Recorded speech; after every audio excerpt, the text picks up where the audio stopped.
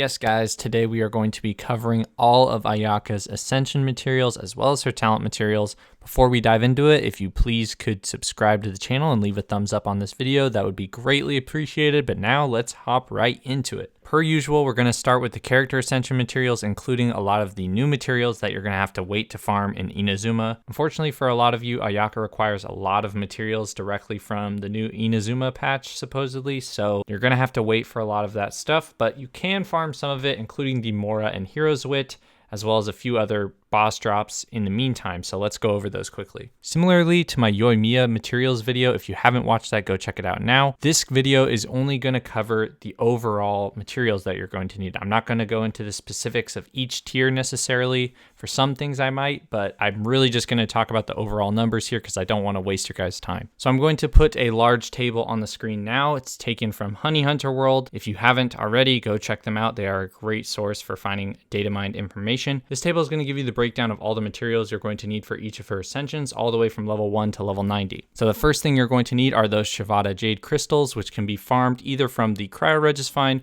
or the Cryo Hypostasis, in addition to a couple other world bosses spread across the map, like Andreas, Primo-Poor, as well as the new boss, the Magu Kenki. I'm not sure if I'm pronouncing that right, but in terms of the crystal breakdown, you're going to need 1 of the small green ones, 9 of the blue ones, 9 of the purple ones, and 6 of the golds or orange ones. The second material you'll have to farm is a new material known as the Perpetual Heart, which we think will come from a new enemy known as the Perpetual Mechanical Array. This thing pretty much looks like it belongs in the Ruin Guard, Ruin Grader family. In terms of count, you're going to need 46 of these, so we're going to have to wait until we can fight this enemy ourselves. Next up, we have our local specialty, which to no one's surprise is a new Inazuma local specialty known as the Sakura Bloom, and you'll have to farm 168 of these. Again, sorry, you're going to have to wait a little bit to farm these. The next material you're going to have to farm are the 3 different types of Handguards, which will be dropped from the new samurai enemies known as the Nobushi. This material looks similar to the treasure hoarder insignias that were used to farming in Tevat, so I'm guessing that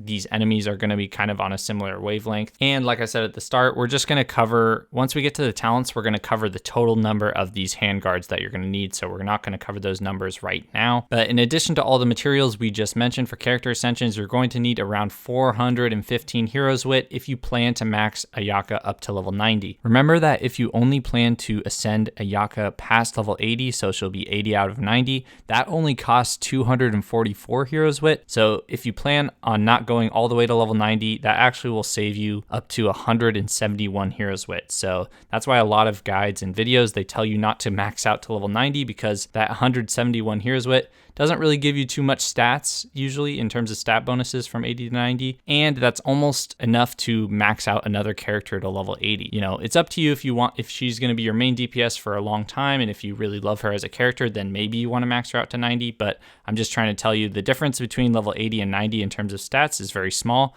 but the actual difference in Heroes Wit that you have to farm is insanely large, so just keep that in mind. The last thing you're going to need is, of course, Mora, which we're going to talk about at the end as a total number, but if you're curious, for the Ascensions, it only costs 420k Mora, but with all the talents and stuff factored in, it's going to be several million Mora, so just stick around to the end to see that. So now we're going to jump into the talents, and again, like I mentioned, a lot of this stuff is not currently in the game. It's going to hopefully come in the next patch with Ayaka. So the actual talent books you need are the teachings, the guides, and the philosophies of elegance. Similar to the Yoimiya video, we're going to refer to these as green, blue, and purple. For the green talent books, you're going to need 9 of those. For the blue talent books, you need 63 of those. And for the purple talent books, you need a whopping 114. Next up for her talents, you're going to need those Handguards we talked about. So again, we're going to refer to them as gray, green, and blue. But if you're curious about the names, the gray ones are called the old Handguards, the green ones are called the Kageuchi Handguards, hopefully I'm pronouncing that right, and the blue ones are called the famed Handguards. So for the gray ones, you're going to need 36 of those, for the greens you need 96, and for the blues you need 129. For once, the next item you'll need is actually something you can farm, which is the Blood Jade Branch, which can be obtained from the Azdaha boss fight. If you wanted to max all 3 of Ayaka's talents, you would need 18 of these total, so that is 6 per talent. Again, I'll flash the breakdown here so that you can see how much it needs for levels 7, 8, 9, and 10.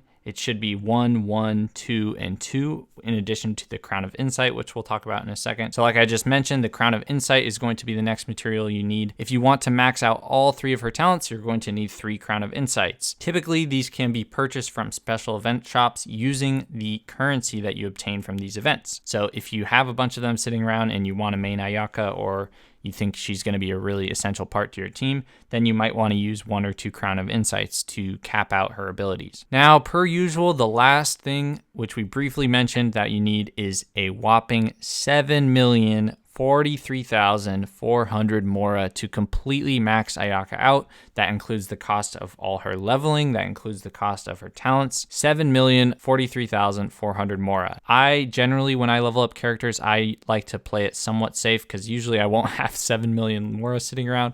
I try to get at least like 4 to 5 million if I can. I think that's a good number to kind of get a lot of the talents up to like that level 8 range, as well as get her to like that level 80 range for character ascension. So just keep that in mind. But yeah, that's going to be pretty much it for the video, guys. I'm sorry I couldn't really give you locations for a lot of these items. I know that it's kind of tough because so many of them are going to be new and coming in Inazuma, hopefully.